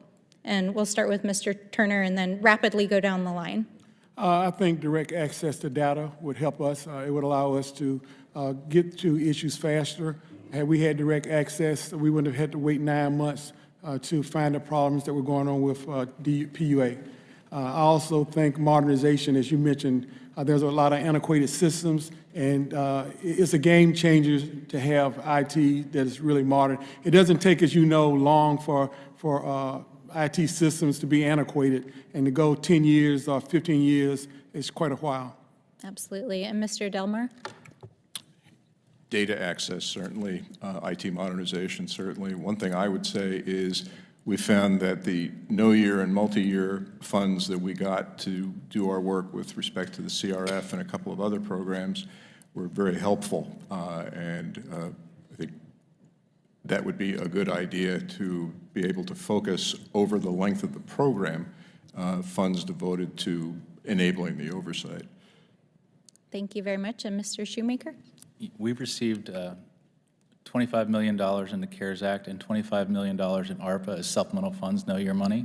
Those funds will be exhausted by the 24. We have approximately 185 dedicated men and women working for us.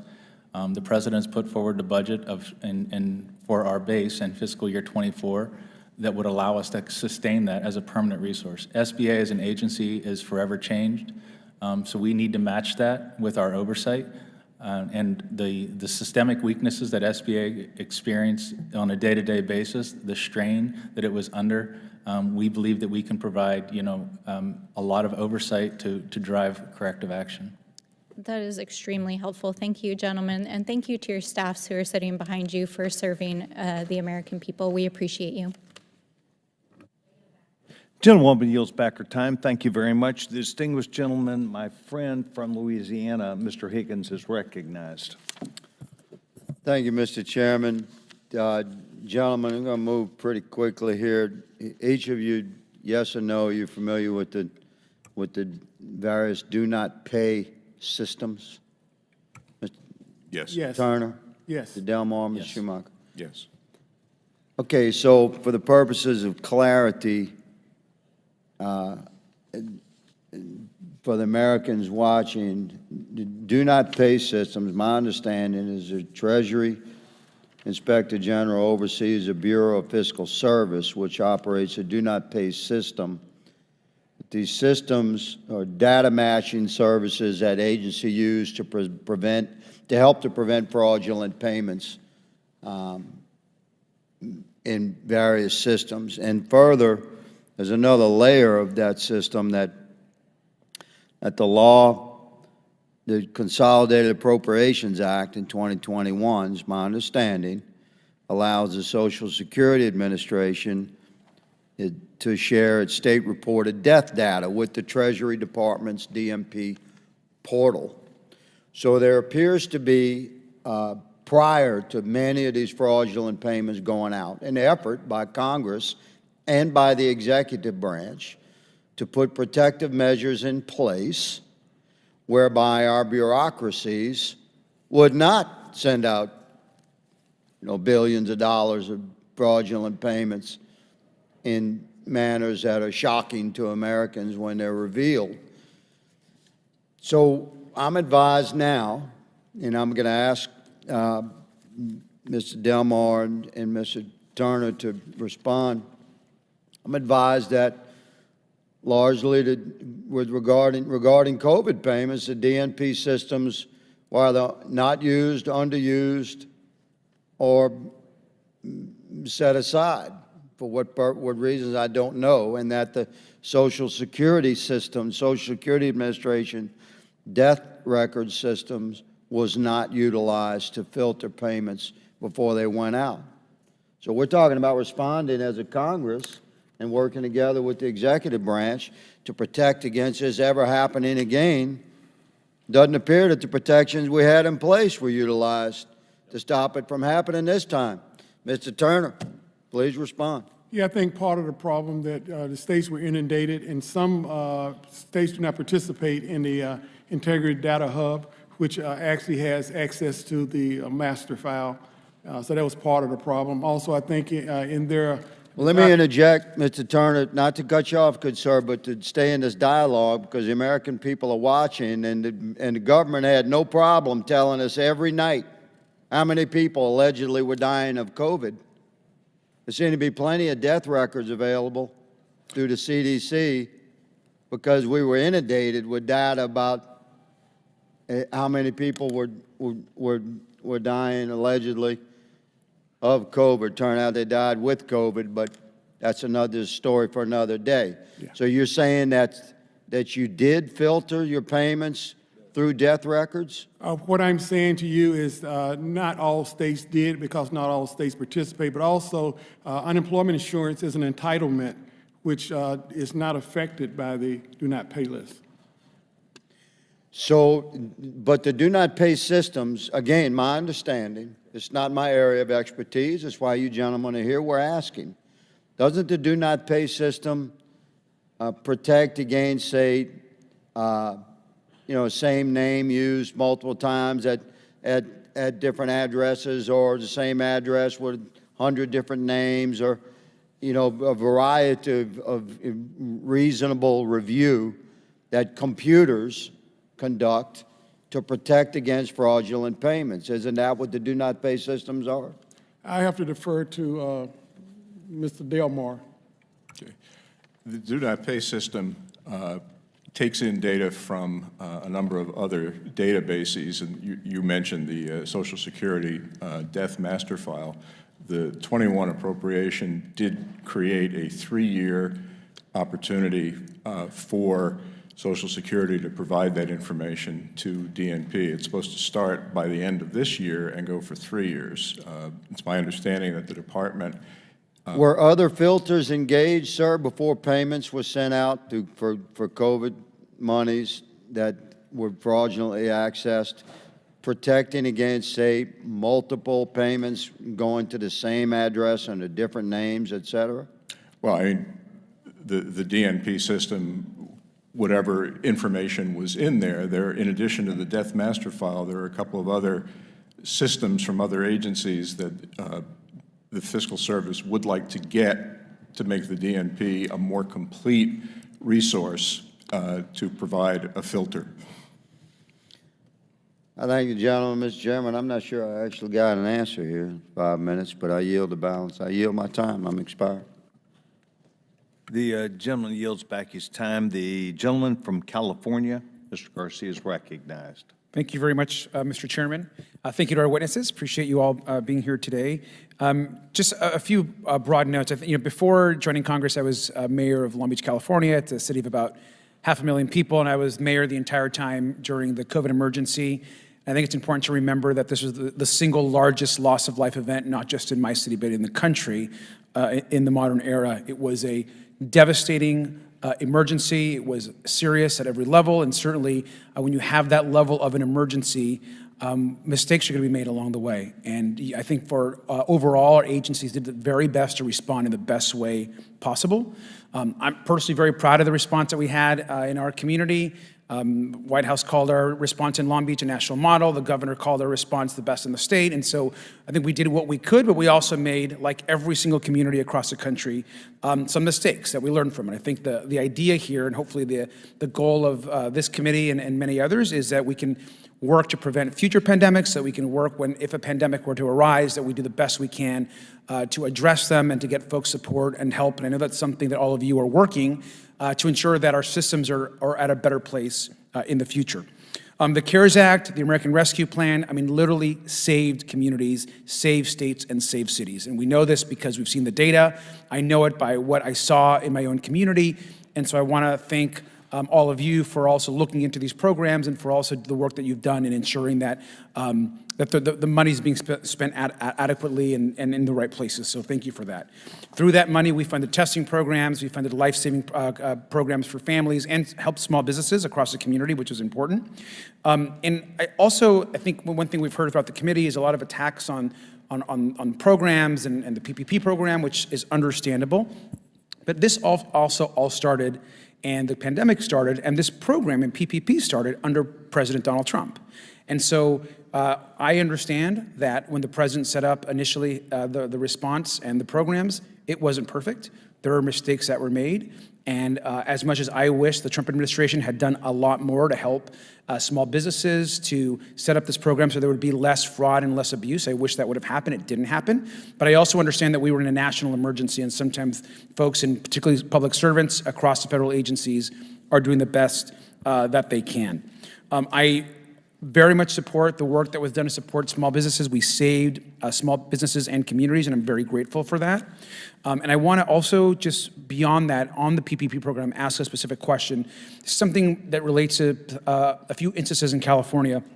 We've had numerous workers reach out to our office and others in the state that are concerned that some of the PPP funds that may have gone to large corporations, and in this particular case, we're talking about hotel workers, where PPP funds may have not gone to the workers themselves or to support some of the salary needs that were part of the requirements for certain loans.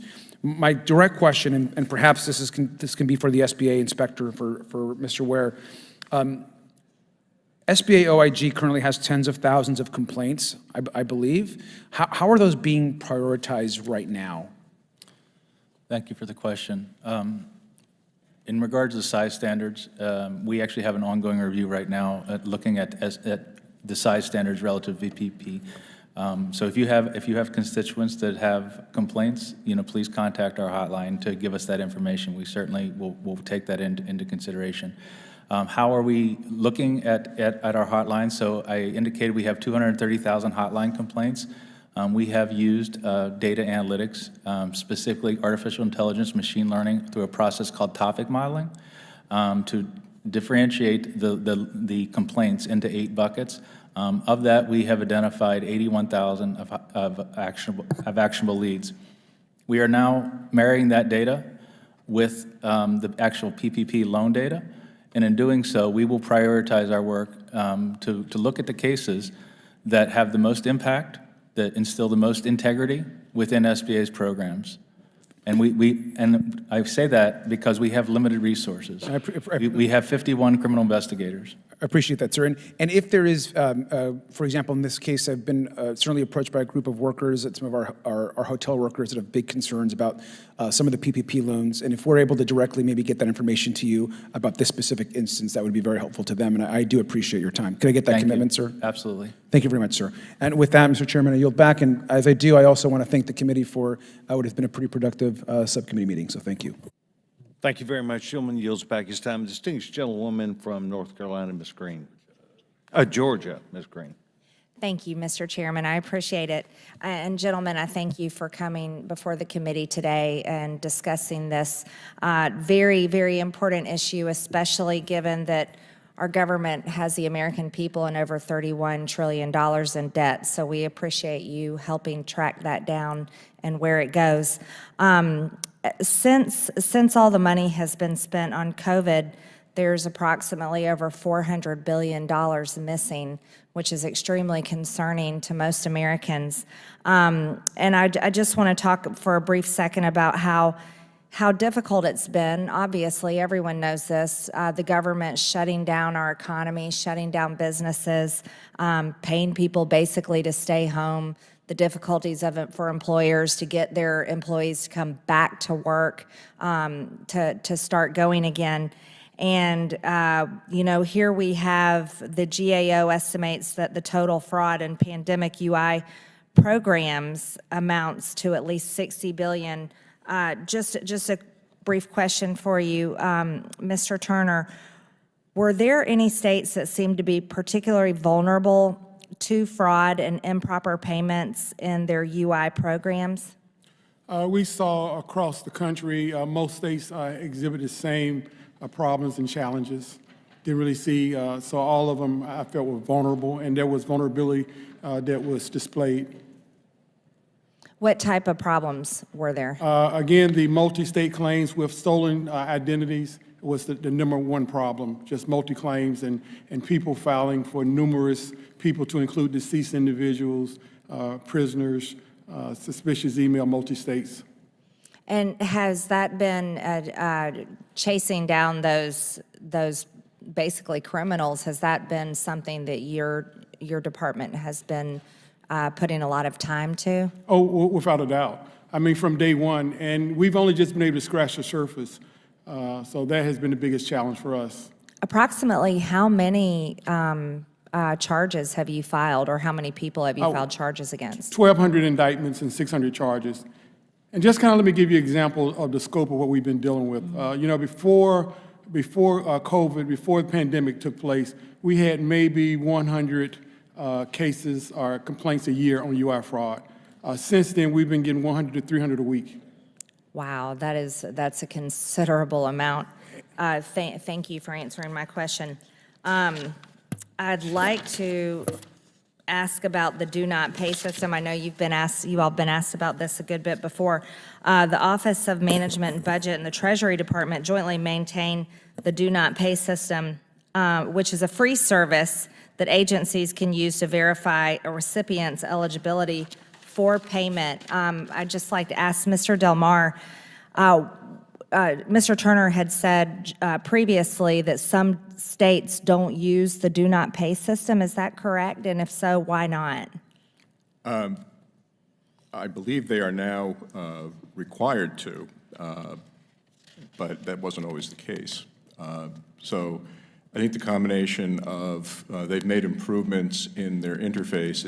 It's an easier system to use than it was, and the addition of the additional databases that we talked about, the Death Master File and a couple of others. And one point I was going to make is the current legislation allows a 3-year use of the Death Master File for DNP. So that would go from the end of this year through the end of 26, roughly.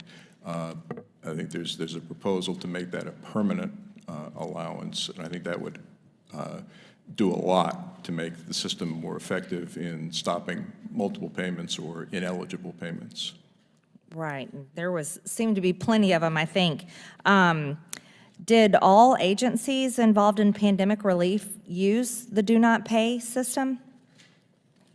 I don't think all did. I can get you more specific information and address your question, with a lot more depth, and we'll do follow-up on that. Great, thank you so much. The Pandemic Response Accountability Committee found 69,323 questionable Social Security numbers allegedly used to obtain $5.4 billion in COVID relief, according to a report. Mr. Shoemaker, do you know what happened to that money, and was it ever recovered? The specific instance, no, I don't know if that money was recovered. It would have been, it could possibly be associated with ongoing cases or cases in the past. That was a different type of a project. That was a data analytics project, just to review. But what that report indicates, it was a very powerful resource, which is the Social Security Administration. That data is not readily available to the Office of Inspector General. It's not readily available to programs whenever they stand it up. So when we talk about the instances where an agency may not have used do not pay, the government has data available. If that data is made available, we're in the business of best evidence. If you're an auditor or you're an investigator and you're looking for the best evidence, you go to the source. If that source data is available in the programs and in oversight, we certainly can unlock the power of that data. Right.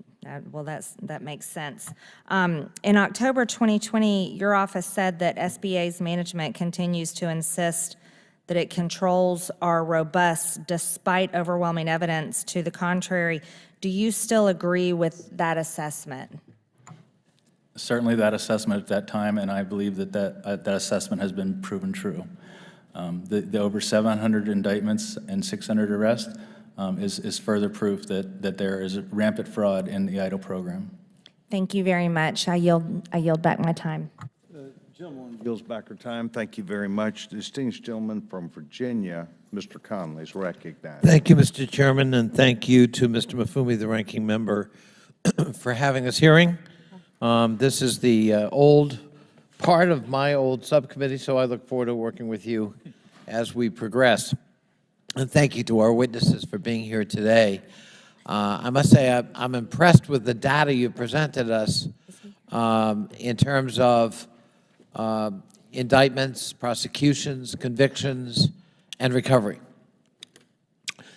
I think it is important to remember the context. Congress, in the worst pandemic in 100 years, in which people, by the way, did not allegedly die, they died.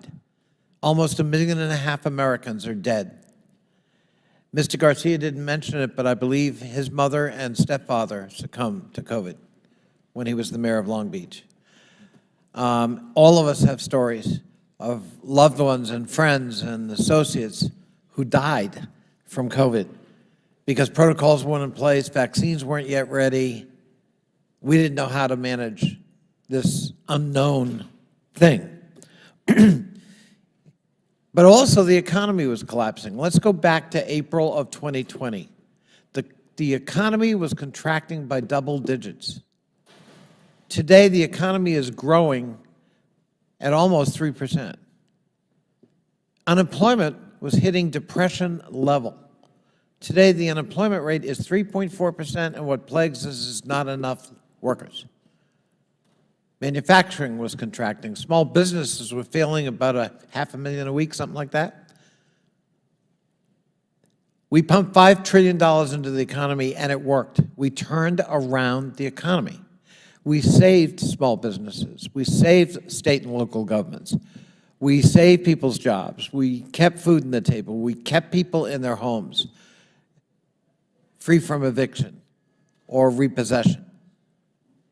It was a massive enterprise, and in that massive enterprise, we know there are bad actors who are going to cheat, and that's where you come in trying to help us prosecute those individuals and to recover taxpayer dollars that are at risk. Mr. Shoemaker, I remember particularly the Small Business Administration, and I focused on the other part of our subcommittee, which is the IT part. I believe the basic IT platform for small SBA is E-Trans. Is that correct? The 7A lending program, yes, the E-Trans. Yes. And I believe back in April of 2020 the normal annual budget of SBA is about $20 billion a year. Is that correct? I think that's high. That might even be high. Yeah, yes. And we pumped $600 billion into SBA in April of 2020. Yes. Over 30 times the normal budget of SBA. Is that correct? That's correct. So SBA, its normal 7A lending portfolio was about $35 billion. So the CARES Act authorized $349 billion. And as you indicated, there was I believe Congress had a concern at that time. There were oversight resources put into place. But what was not foreseen was another $300 billion infused into the program. Correct. And another $150 billion to take us to $813 billion. And the problem was that we wanted it to get to Main Street, to the mom and pop businesses, small minority-owned, women-owned, veteran-owned, that don't normally participate maybe in SBA programs. And that meant we had to find outreach to them quickly and to perhaps broaden the number of financial institutions and the kinds of financial institutions that might manage those portfolios. That's correct. There were approximately 2,000 SBA lenders in the 7A program. That number was expanded to over 5,000 lenders to ensure that the money could, make it out into Main Street. Right. So I think SBA is a great example. We wanted this money to go out quickly to save the economy and to save businesses and to keep people employed and the public served. And that put a huge burden on SBA. I mean, you had to kind of retrofit almost overnight.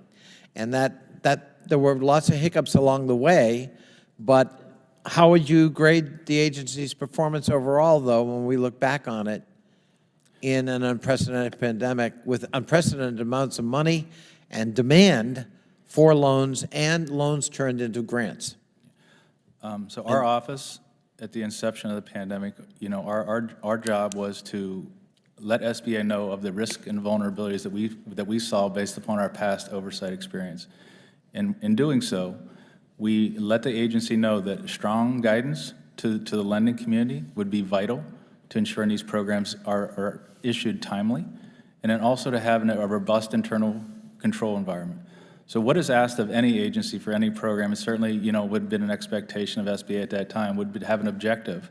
The objective would be to provide assistance to eligible entities. And the ask from that point would be to establish an internal control environment to meet that objective. And so for an OIG's perspective, it is to have assurance that, that's what the internal control environment would be. But you're absolutely right. There were guardrails that were lowered as a result of that. The Congress, for example, the Congress did not allow SBA to utilize tax transcripts for the EIDL program. The Congress also mandated the PPP program have self-certification as part of the process. So when we talk about underwriting in the PPP program, we are not talking about underwriting that's anywhere near what a 7A underwriting would look like. So those guardrails were substantially lowered, and when you don't have assurance of an eligible entity, you at a minimum are going to lead to an improper payment, and as we see in these programs today, fraud.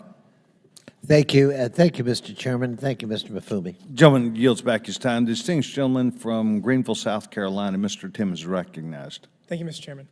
We had a hearing about a month ago on pandemic relief fraud. PPP came up, and I asked Horowitz, the IG of DOJ, why he doesn't just get Treasury or SBA to run a report of any business that got a PPP loan that either didn't have withholdings in 2019 or the formula was off. The formula was technically your highest month in 2019 times 2.5. Generally, that's how it was. And if that formula was substantially divergent from what it should have been, then he goes and looks into it. And I didn't realize this, but he said, that would be great. I wish I could have that, but it's illegal. They can't give me that. So this is HR 1476. And what it does is it tells Treasury to run the report. It's two separate reports. It's a list of every business that had no withholdings whatsoever in 2019 that got a PPP loan, because that's clearly fraudulent. Well, there's an exception to that. Or any business that their high month in 2019 was 4x, or the PPP loan they got was 4x their high month in 2019, which is we're giving them some breathing room. I'm not trying to get people that were close. I'm trying to get people that just stole. That seems like a pretty good plan. What are your thoughts? Do you think it's good legislation? Well, who wants to start? We'll start with Treasury. Mr. Delmar. My office does not have oversight of the IRS, but that said, I agree with what Mr. Horowitz said about the extent of Section 6103 and the uses to which tax information can be put.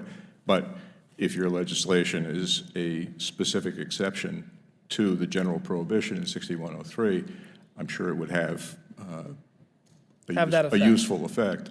So, and again, we're not giving them anything other than just this report. And that report would be sufficient to go and subpoena other records to then build the case to then start arresting people. So it seems to me that this legislation, if it was signed into law, would accomplish the objective.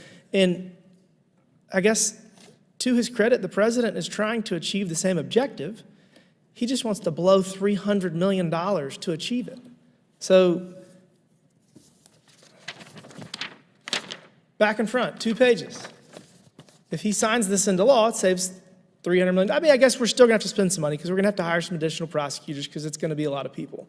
But at the end of the day, we're going to recover. It's allegedly $100 billion, up to $100 billion. We've already identified $5 billion. So if there's $50 to $90 billion out there, we're going to recover some of it. It's going to cost a lot of money to pursue it, but it's going to save a lot of money. And I mean, I think everybody, all Americans can agree that if $100 billion was stolen through the PPP loan program, I mean, I think these people need to be held accountable. I know that I don't think that's a partisan issue. Let's go to Mr. Shoemaker. I mean, SBA has all of this data. Y'all had to actually, the legislation says that Treasury is going to work with IRS and SBA to deliver this report to the Attorney General. I mean, this wouldn't be hard for you to do. Your software, you could say I mean, you have access to this information, do you not? We do have access to the PPP data. The SBA does have access to some of the tax transcripts, but the data run, the IG Horowitz is indicating that is not available to us at present. Okay, so that would be IRS. Yes. Yes. So Treasury, well, the IRS and SBA are going to have to work on this together. And that's what the legislation as drafted says, because they're going to need your help to see the PPP amount and then the alleged justification, and then the actual tax records will show whether it was legitimate. An indication, yes. And again, there's always going to be exceptions, but overwhelmingly this will achieve the desired objective and save the $300 million that is being proposed to throw at it, but also likely recover quite a bit. The thing that I believe that we need to think through, this is after the fact, this is pay and chase. Imagine if this control was on the front side. It would have delayed the ability to get the money out, I'm sure. And at the end of the day, we were building the cars. We were driving 90 miles an hour down the road. And I will say that SBA and the government brought my faith back into humanity during COVID. People were working enormous amounts of time to get the needed relief out the door. And so I appreciate all the work that the federal government did to achieve that objective. I am over time. Mr. Chairman, thank you. I yield back. The gentleman from South Carolina yields back his time. The gentlewoman from Vermont, Ms. Ballot. Thank you, Mr. Chair, and thank you, Mr. Turner, Mr. Delmar, and Mr. Shoemaker. I know it's been a long afternoon, so really appreciate your time. I was on the front lines dealing with the pandemic in Vermont. I was leader of the Vermont Senate, and what I remember most about that time was thousands and thousands of Vermonters calling my office, calling my colleagues with one message over and over again. We're desperate, right? We can't afford food. We can't afford our housing. And the answer for many of them was the federal assistance they received in expanded unemployment benefits and through the Paycheck Protection Program. So obviously, these are huge national programs. We are all, I think, in agreement that we have to make sure we are rooting out fraudsters, that we're making sure that we are, holding scammers accountable. But I want to put a face to this program, PPP in particular. When Vermonters think about that program, they think of places like Otter Creek Child Center and College Street Children's Center. The PPP program helped these child care centers stay afloat in the early days of the pandemic, so that they could continue serving families. And people were desperate for how it was that they were going to continue to get the care that their children needed. And, according to folks who work at Otter Creek Child Center in Middlebury, PPP helped us support both families and teachers through our closure period from March 18th to May 31st. That's 2020. The funds allowed us to continue to cover payroll, keep spots available to families for when we reopened in June of 2020, and PPP provided a critical safety net and a stress relief in a very uncertain time, in a very stressful time. So the funds allowed us to successfully reopen in June of 2020, meeting all required state and federal mandates, while only being at 50% of capacity because of extenuating circumstances related to the pandemic. So I can say I'm here as a member of Congress, newly elected, but I'm also here as a mom and a former teacher and member of my community, and I know how critical that program was. PPP meant that hundreds of kids could keep getting high-quality early child care at places like Otter Creek and College Street Children's Center. It also meant that their parents could stay in the workforce or get back into the workforce, something that we're all still struggling with. So, as I said earlier, we need these programs to have integrity, right? We need to hold fraudsters and scammers accountable, not just to the federal government, but accountable to their communities and the resources they were taking away from organizations that desperately needed that money. So, Mr. Shoemaker, can you just take me through how did fraudsters take advantage of PPP program and the expanded program we called EIDL, or the Economic Injury Disaster Loan Programs? Can you just give me some examples? And I apologize, I was needing to be in another hearing. That's how it is in Congress. You gotta be in another hearing, gotta run back. So if I am, asking you something you've already covered, please forgive me, but if you could highlight that, that would be helpful to me. Sure. Within PPP, there are a number of different fraud scams. We've seen things where in Oregon, there was a dentist. There was $170 million attempted to be stolen. Crossed all the programs, RRF programs alone. In May of 2022, there was a scam called My Buddy Loans, where these individuals they put 400 applications in for EIDL loans. Millions of dollars at loss. And so what you have is identity theft, and SBA's programs did not provide an assurance of identity. So you had those types of scams. You had romance scams where, folks, were duped. Yeah. You had false businesses, false documentation, where if you had an internal control to validate the information, that could prevent that. So those are the types of scams that are out there. But, IGWare is sort of famous for this. Fraudsters are going to do what fraudsters do. They are going to come for the money. So you have to have the internal controls to root those guys out before they, tear down the system. I appreciate that. So in essence, I think we all want to try to focus on solutions here, right? It's a yes and.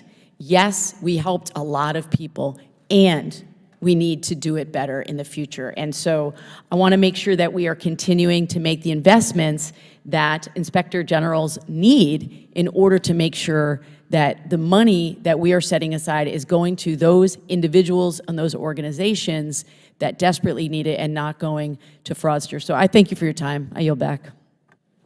Gentleman yields back her time. Now recognize the distinguished gentleman from Alabama, the chairman of the Policy Committee for Republicans, the gentleman, Mr. Palmer.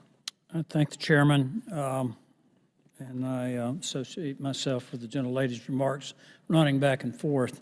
It's very aerobic being in Congress. I've got some serious issues with how your agencies have handled the fraud. Would you repeat, and I don't remember who the witness was that gave the number, the amount of fraud that we think cumulatively has occurred? Did I hear in the range, it could be as high as $800 billion? I know we calculated fraud to be 76 billion, and that's on the conservative side. That's labor. In PPP and EIDL, currently our work has demonstrated about approximately 100 billion in potential fraud, but we have an ongoing assessment that's due out in mid to late spring to be a comprehensive look at PPP and EIDL fraud. Have you heard that it could be as high as 800 billion? No. I've never heard that amount. Never heard that amount? I think the most I've heard was 400. And again, we don't know where that came from because we get our rate from the department, and that's what our numbers are based on. My concern, and I was involved in trying to get to the bottom of the fraud in the state of Alabama, trying to get information, and what, in my working with some of the investigators, found it very difficult. They were being denied access to information. That included Deputy Inspector General from the Department of Labor, Alabama investigators. I'm concerned that the amount of fraud is substantially higher than what you gentlemen have acknowledged.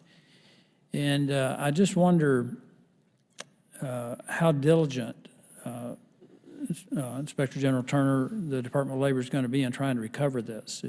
Is there any hope to recover this amount of money that has been taken fraudulently?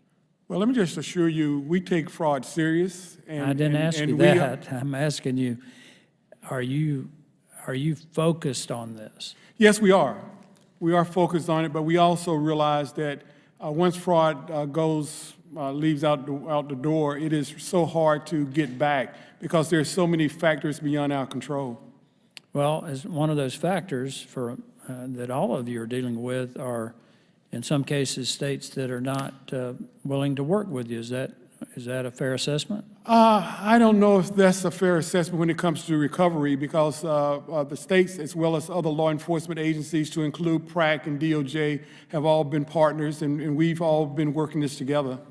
Well, the GAO recommended that the Department of Labor collect data on the overpayments waived under the Pandemic Unemployment Assistance Program, and it was done with regular unemployment payments, and the Department of Labor agreed to do that. But as of September of last year, only 30 states had reported some of this data. So if you can't get the states to report, I don't care how much you're personally interested in trying to recover it, you're not going to get very far, are you? I agree totally with you. You made my case for me. We need direct access, and that's what we've said from day one, and that's what we continue to say today. Mr. Chairman, it might be good if we start bringing in some secretaries of labor from the states to have a discussion about this. And one of the reasons I'm so concerned about it is that every dollar of this fraudulent money that we sent out is borrowed. We just heard the director of the Congressional Budget Office yesterday tell us that in 10 years, the cumulative spending on interest on the debt will reach $10.9 trillion. Part of that interest is going to be on money that was stolen through these pandemic relief programs. I think we owe it to the American people to do everything that we can within our power to recover this and hold people accountable. And part of the problem is that we didn't put guardrails on this to reduce the amount of fraud, particularly on the unemployment. We had states taking applications from foreign IP addresses. They were not requiring employer verification of layoffs. They were allowing people to personally certify themselves for this. And I could go on the list. And it was very lucrative. If you looked at this on an hourly wage rate for a regular 40-hour week, we were not only making people whole, we were making people pretty well off. And I just think, Mr. Chairman, that it's not enough to just hold this hearing, and I know the frustration that I'm sure each one of you feel, because I think you're committed to ensuring that the taxpayers' dollars are well spent and appropriately spent. But I think we may need to continue this and maybe bring in some secretaries of states from some of these states where it was even more egregious than it was in all of them, and try to get to the bottom of this, because we owe it to the taxpayers. We're paying interest on it. I yield back. I thank the distinguished gentleman for his comments, and in fact, I would want to yield now time to Mr. Mfume for his any closing comments, and then we will close this. We're on votes at this time. Distinguished gentleman is recognized. Thank you very much, Mr. Chairman. I just want to, again, express my appreciation to the three witnesses, to you and to other members of this committee for delving into this. It's been a bipartisan effort, and I assume it will continue that way. And there are a lot of ideas that have come out of this hearing, particularly the extension of the statute of limitations and other things. So I thank you very much, sir. I yield back. Distinguished gentleman, the ranking member yields back. I too want to, as we started this hearing, to thank each of you and your staffs.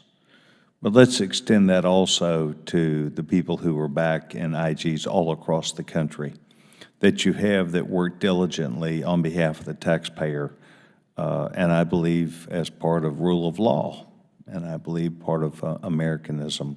So I want to thank each of you. We have had a consensus conversation, even though some have come and gone, about where we're going to gather ourselves together, and I would expect to be able to politely offer that to you for your feedback so that we continue down the road. Mr. Mfume and I will work together, and we expect you to do the same with us, and we thank you very much. This ends the hearing today, and our thanks to each of you.